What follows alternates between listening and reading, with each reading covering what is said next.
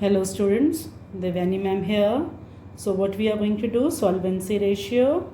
So liquidity ratio yesterday we have done. So under solvency ratio, the very first one, debt equity ratio we are going to do. So what is the formula of debt equity ratio? Debt upon equity. Like current ratio, the ideal ratio of debt equity ratio is 2:1. That means debt should be twice than equity, in the same manner as current asset should be twice of current liability. Let's see what are the things coming under the head debt. Debt means long-term borrowings and long-term provision. So under long-term borrowings, debentures are there, long-term loans are there, mortgage loans are there, public deposit, all are long-term borrowings. Coming towards equity, equity share, preference share, and reserve and surplus. Hope so you still remember Schedule 3 reserve and surplus.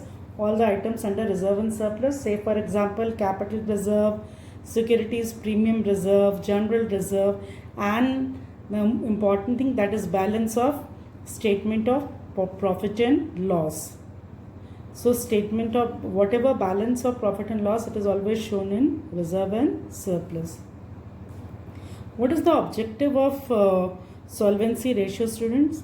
To check the ability of firm to pay its long-term liabilities, whether the firm is able to pay its long-term liabilities or not.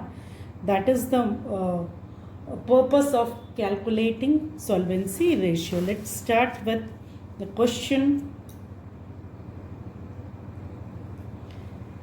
Now, over here, calculate debt equity ratio. So I have already written one question: long-term borrowings 2 lakh, long-term provision 1 lakh, current liability 50,000, non-current asset 3,60,000, current asset 90,000.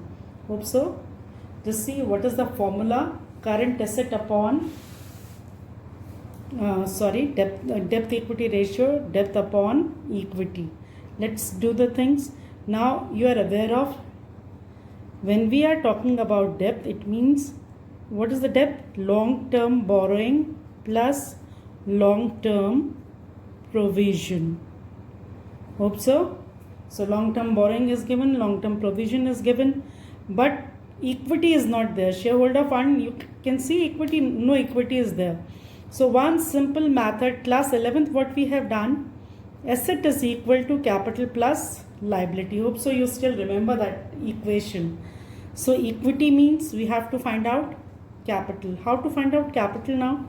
If I am going to write capital over here, it means asset minus liability. So simple. So let's see, two assets are given. So what I am going to do, equity will be equal to non-current asset given in question. Current asset is also given in question. Now minus liability, just minus the liability part. So what are the liabilities given in question? Just see over there. Current liability given, you just minus it. Long term borrowings are given, minus it. Long term provision given, long term provision, minus it. So automatically with the help of accounting equation, see, we have done, sort out this thing. So let us do this thing. Equity, non-current asset, just see, non-current asset 3,60,000 plus current asset 90,000 minus current liability 50,000 minus long-term borrowings 2 lakh. So it's visible, I think so, it is visible, minus long-term borrowings, that is, long-term provision 1 lakh. This is long-term provision, students. Okay, so let us do the things. 3 lakh 50 plus 390, 4 lakh 50. It means answer will be, equity is going to be 1 lakh. So simple. We know the formula, debt upon equity. Debt equity ratio is equal to debt upon equity. So debt we have calculated. Okay, we have not calculated debt. Debt we can just total it. Long term borrowing and long term provision 2 plus 1, 3 lakh So 3 lakh upon equity, we have just now done 1 lakh. 1 lakh. So what will be the, it is also expressed in times only. So 3:1. That means debt is thrice than equity. Hope so it is clear. Let's do one more question for your practice. I think it's visible. Debt equity ratio, share capital given 2,50,000, 12% debenture given, trade receivables given, long-term loan given, cash given, and general reserve given. Again, debt means, what is the meaning of debt? Long-term borrowing plus long-term provision. So long-term borrowings are given, debenture and long-term loan given. So you just write it down, long-term loan plus 12% debenture upon, no need because share capital directly given, general reserve directly given. So these two items we are not going to take, trade receivables and cash. So share capital plus general reserve. Firstly, I have written the things in words.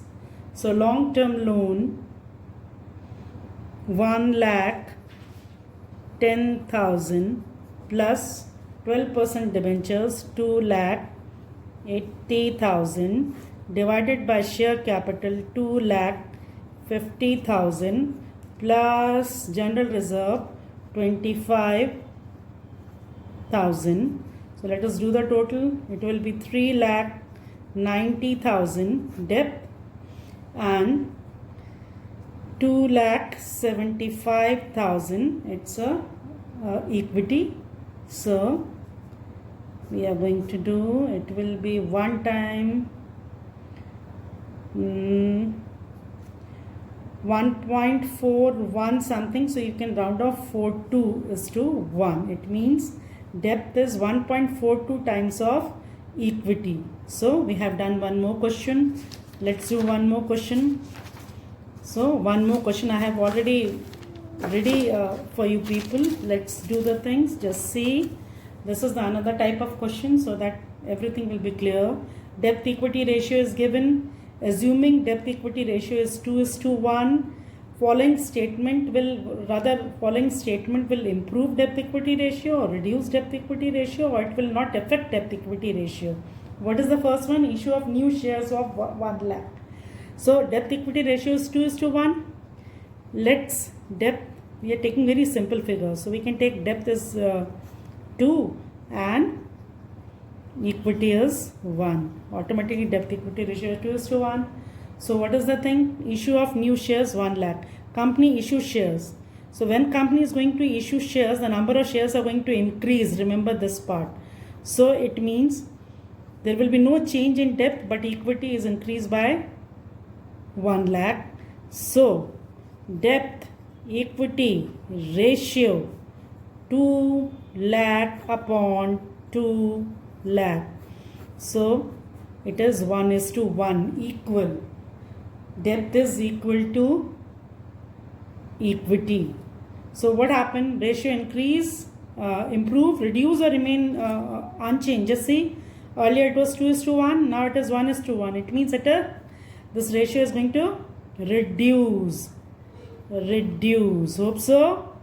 Next one, issue of debentures. Just see again, debt upon equity. Debt I am going to take 2 lakh, equity I am going to take 1 lakh. Issue of debenture. Now debenture means long-term borrowings. It means debt are going to increase. So it means 1 lakh over there.